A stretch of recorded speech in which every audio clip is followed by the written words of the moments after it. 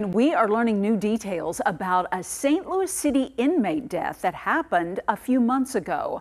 And this news coming just 2 days after another inmate died inside the facility.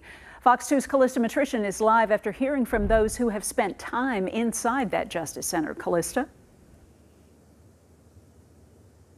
Well, Mandy, that 32-year-old was healthy and well before dying from dehydration and a lack of insulin. Now an employee with the Justice Center telling us it's a string of problems contributing to similar situations inside that center.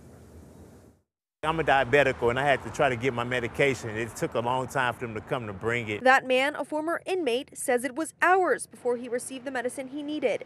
Monday night, he described what he saw inside the Justice Center. I just saw a lot of people on fentanyl overdosing in there. The CJC hung up when we called, but for one person who works under the facility who did not want to be on camera, he's heard response to medical emergencies is a problem. He anonymously spoke to Fox 2. A lot of times, whenever they have a medical emergency with an inmate, a lot of the times they do not take them to the hospital or get them the help that they need because they can't afford to send an officer with them to the hospital. That employee knows several who have left. That coming after 2 inmate deaths happened just 2 months ago in the span of 2 weeks.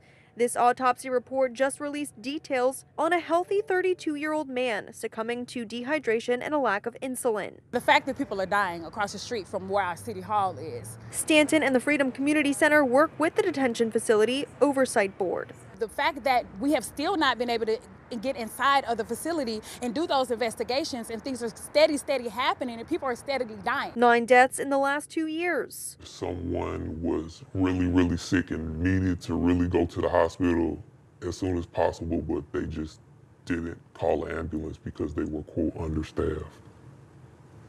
And that person ended up dying. The employee says staffing shortages are a big issue, and until a real solution is found, Stanton believes it's a smoke and mirrors around the trainings that need to take place. Now, members with that board tell us by the end of this month, necessary training to get inside of the Justice Center will wrap up. Mayor Jones telling Fox 2 that they are now looking for a healthcare provider to fill a position as Chief Medical Officer at the CJC. Reporting here in downtown St. Louis, Callista Matrician, Fox 2 News.